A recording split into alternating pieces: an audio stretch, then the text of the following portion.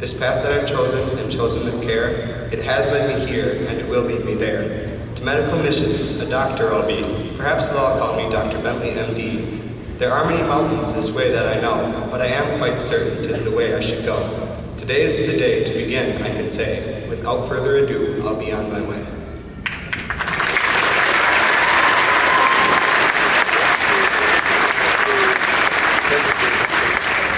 And now I'd like to introduce Kelsey Fleming and Christian Folk.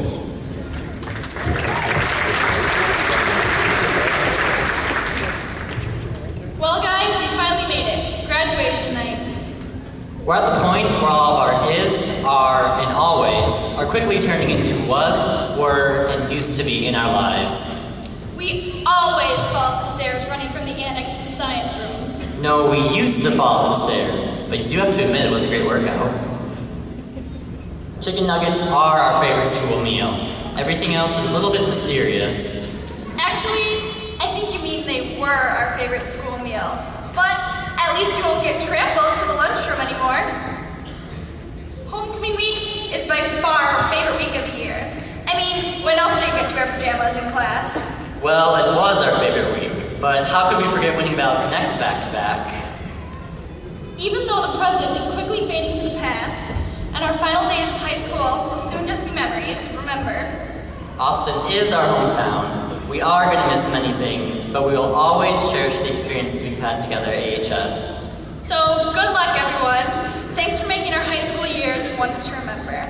Even though we used to be Austin High School seniors, we will always be the class of 2010. Congrats. Congrats.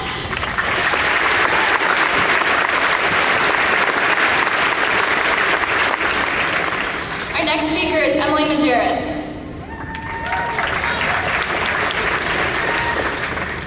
Well, congratulations, fellow classmates. I guess this is the part where I'm supposed to offer advice of some sort. But really, what do I know? After all, we're all just kids. Therefore, I decided to consult some prestigious scholars to see what advice they had to offer.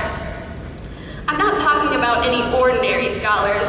These students are straight from the Centers for Cerebral Enhancement. Scholars there enjoy swinging from ropes in gym class, playing dodgeball, painting flowers, learning about letters and numbers, and beating up their siblings. So actually, I should have said future prestigious scholars. Principal McDermott of Woodson Kindergarten and Principal Shara of Nevlin are gracious enough to allow me to spend some time with their kindergartners, first and second graders. These academic prodigies have some pretty useful advice for us, considering recess, playing with puzzles, lunch, and writing stories about watermelons are what they spoke of as their favorite subjects.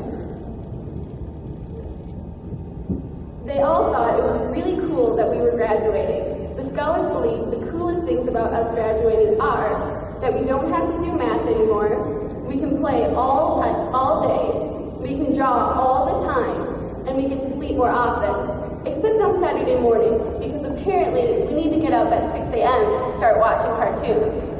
I guess it's something all the kids are doing, they told me. And most importantly, one girl said, the coolest thing about graduating is that we get to be free. Ah, yes, freedom at last.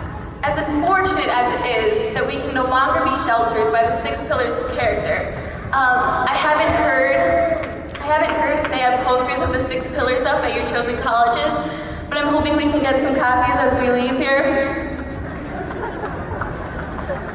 We were suggested by the scholars to celebrate our freedom this summer by playing tag, riding our bikes, taking a trip to the Science Museum, and making brownies. One scholar suggested that we all should go to the Hormel Nature Center to see the deer, the lizards, the lion, and the elves. I gotta get out there again. I had no idea some of those things were out there. Another scholar was extremely adamant that we go downstairs, turn on channel 11, and watch the Magic School Bus. Sadly, all good things must come to an end, and before we know it, we'll be packing for college. So on your packing checklist, be sure to include your dog, your hamster, your rabbit, your big stuffed brown bear, your pet stuffed gecko, your Barbies, your robots, board games, your your tools that you need for digging up dinosaurs, and of course they listed the basics, your jammies, your toothbrush, a backpack with your initials on it, pencils, pictures of your family, and your baby blanket, and the obvious food, treats, and drinks, although they didn't specify what type of drinks. Just kidding, Mom and Dad. Can you believe one even said we should pack our parents? Right. Oh yeah, and don't forget to pack your blue electric guitar. After we're packed and before we're set out for college, there are a few things we should know how to do. We must know how to drive, how to ride a bike really fast, and how to cook fancy foods. Also, we need to know how to learn, how to take care of ourselves, how to take care of a baby, yikes. Know how to sit still on a chair, how to be quiet when the teacher is talking, and how to be good. Lastly, and this is a quote here, we must learn how not to be stupid. With such a vastity of knowledge, I must inform you that these scholars are aspiring to be our future zookeepers, hockey players, next American Idol winners, paleontologists, pro wrestlers, ballerinas, basketball players, pet doctors, race car drivers, and cowgirls, just to name a few. Well, we've pretty much covered it all. You have some creative ideas on how you should spend your summer, you know what you need to pack for college, and you know the skills you must master before you depart, and you've got some quality career options. The last question I asked, if they were the ones going away to college, who would they miss the most? And most all of them, with no hesitation, said they miss their friends the most. Well, actually, I lied. They said they miss their parents, but give them time, they're young. So friends was the second most popular answer. Yes, I think we all can agree that we are all going to miss our friends. So let's make a promise that we don't forget to say goodbye to one another. Specifically, I was told that we should, quote, call everyone on your phone to say goodbye, and throw pies in their faces when you leave. Kids say the darndest things. Goodbye, everyone. Best of luck to you in whatever you choose to do. And don't forget to take time to be a kid.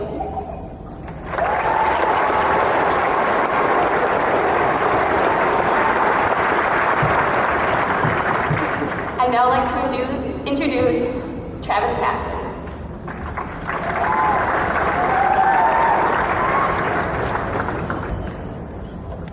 Well, this is it, isn't it?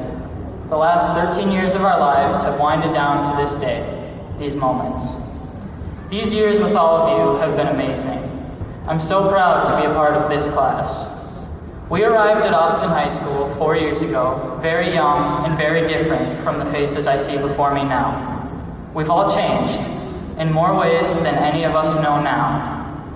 We're all different and have our own unique abilities and skills that will take us wherever we want to go. But even though we are all so different, we will always share a common bond. We arrived together at AHS, and now, today, tonight, we leave together. We are going our separate ways. Some of us will become Gophers, some of us Blue Devils, some of us Lions, and many, many others. But we will always be Austin Packers, and we will always be the best. We are the future. We are, and always will be, the class of 2010.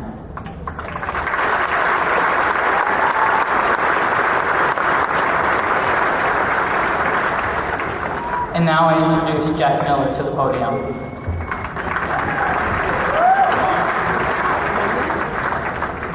If there is one thing I have learned throughout high school, it is you are not going to get to the top by sitting on your bottom.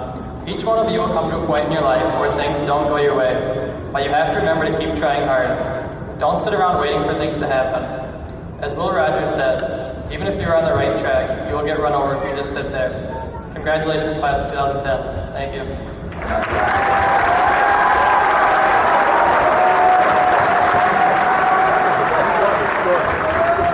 Now I'd like to introduce Robert Waller.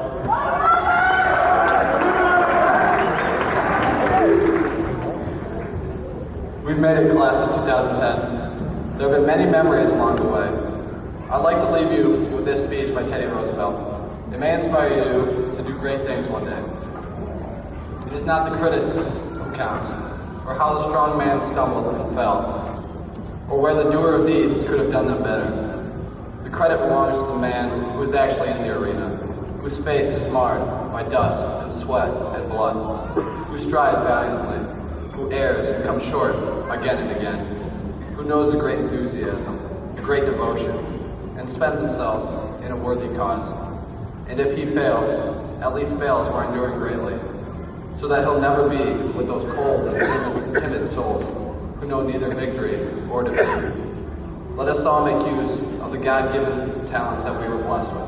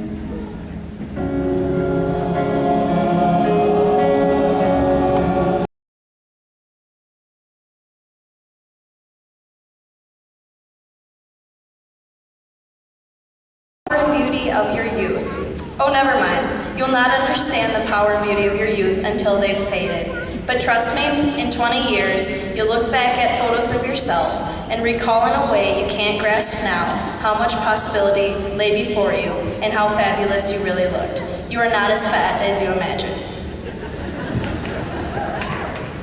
Don't worry about the future, or worry. But know that worrying is as effective as trying to solve an algebra equation by chewing bubble gum. The real troubles in your life are apt to be things that never crossed your worried mind, the kind that blindside you at 4 p.m. on some idle Tuesday. Do one thing every day that scares you. Same. Don't be reckless with other people's hearts. Don't put up with people who are reckless with yours. Floss. Don't waste your time on jealousy. Sometimes you're ahead, sometimes you're behind. The race is long, and in the end, it's only with yourself. Remember the compliments you receive. Forget the insults. If you succeed in doing this, tell me how. Keep your old love letters. Throw away your old bank statements. Stretch. Don't feel guilty if you don't know what you want to do with your life. The most interesting people I know didn't know at 22 what they wanted to do with their lives. Some of the most interesting 40-year-olds I know still don't. Get plenty of calcium. Be kind to your knees. You'll miss them when you're gone. Maybe you'll marry, maybe you won't. Maybe you'll have children, maybe you won't. Maybe you'll divorce at 40, or maybe you'll dance the funky chicken on your 75th wedding anniversary. Whatever you do, don't congratulate yourself too much or berate yourself either. Your choices are half chance, so are everyone else's. Enjoy your body. Use it every way you can. Don't be afraid of it or what people think of it. It's the greatest instrument you'll ever own. Dance, even if you have nowhere to do it but your living room. Read the directions, even if you don't follow them. Do not read the beauty magazines. They will only make you feel ugly. Get to know your parents. You never know when they'll be gone for good. Be nice to your siblings. They're your best link to your past and the people most likely to stick with you in the future. Understand that some friends come and go, but with the precious few you should hold on. Work hard to bridge the gaps in geography and lifestyle, because the older you get, the more you need the people who you knew when you were young. Live in New York City once, but leave before it makes you too hard. Live in Northern California once, but leave before it makes you too soft. Travel. Accept certain inalienable truths. Prices will rise. Politicians will philander. You too will get old. And when you do, you'll fantasize about when you were young. Prices were reasonable, politicians were noble, and children respected their elders. Respect your elders. Don't expect anyone else to support you. Maybe you have a trust fund. Maybe you could marry a wealthy spouse. But you never know when either will run out. Don't mess with your hair too much, or by the time you're 45, it'll look like it's 85. Be careful whose advice you buy, but be patient with those who supply it. Advice is a form of nostalgia. Dispensing it is a way of fishing the past from the disposal, wiping it off, painting over the ugly parts, and recycling it for more than it's worth. But trust us on the sunscreen. Congratulations, class of 2010. Please join us one last time in our class cheer. Seniors, seniors, show your spirit, stand up now, class cheer.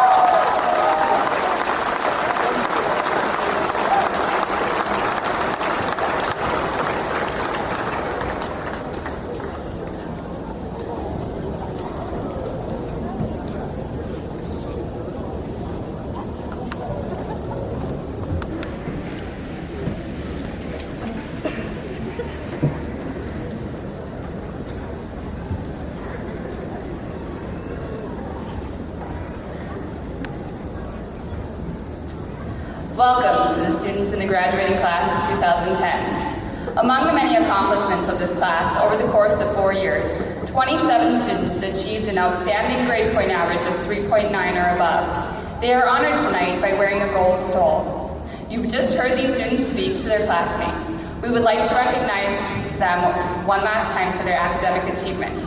I will read the 27 names, and as your name is called, please stand and face the audience. Remain standing, and at the conclusion, we will acknowledge them with applause. Laura Astrup, Benjamin Bachmeyer, Ingrid Bodler, Jacob Bentley, Margaret Brucker, Katrina Carolyn, Ashley Crump, Kelsey Fleming, Kristen Folken, Thomas Fritz, Whitney Heine, Savannah Heyer, Kari Johnson, Jasmine Kruger, Casey Lucas, Emily Materas, Fedor Malikov, Sierra Marshall, Amanda Maddock, Travis Matson, Brianne Mayer, Jack Miller, Gage Morgan, Lauren Nelson, Robert Waller, Emily Weiss, and April Winter.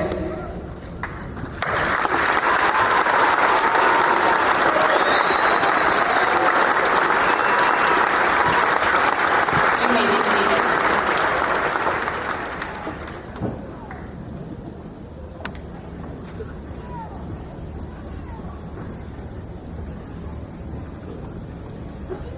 There are 32 members of tonight's graduating class who are wearing a silver stole to signify their achievement of a grade point average of 3.6 to 3.89. We also want to recognize their accomplishment. As I call your name, please rise, face the audience, and remain standing.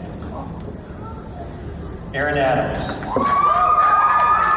Sarah Alms, Mackenzie Anderson, Robert Astrup, Tucker Basil, Alexandra Borland, Samantha Brucker, Audrey DeVries, Miles Edwards, Timothy Erickson, Megan Evenson, Ryan Fullerton, Connor Gunderson, Sydney Hattai, Michelle Johansson, Megan Lapari, Martin Monacchio, Yelna Merrick, Bronwyn Methune, Caitlin Orcutt, Ryan Rassel, Sarah Salas Ramirez, Alyssa Schroeder, Caitlin Stark, Samantha Stark, Brianna Stahenka, Jay Stiles, Caleb Van de Zandi, Julia Wagner, Brittany Wessels, Amanda Witchman, Tyler Wilson.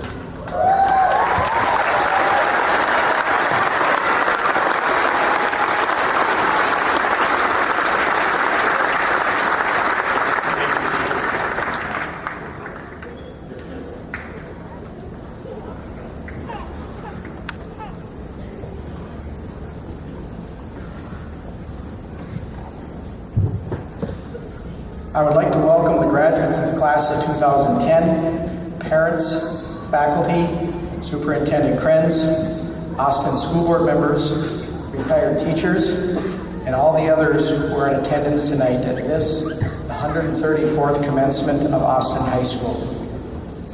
As a former teacher and coach, I remember a cliche that said, "People don't plan to fail, they fail to plan." I would like to turn that cliche around and tell you, you can't score a goal unless you have one. Graduates of the class of 2010, you have the tools to set those goals. You can get by without setting goals. A lot of people do. They fall into a routine and inertia carries them through life. They never suffer great disappointments in their work, but they never get very far along their career path either. Then, before they know it, it's all over. And they realize that they could have accomplished so much more if they had been willing to risk failure. Here's another cliche that I grew up with. If you don't know where you're going, any road will get you there.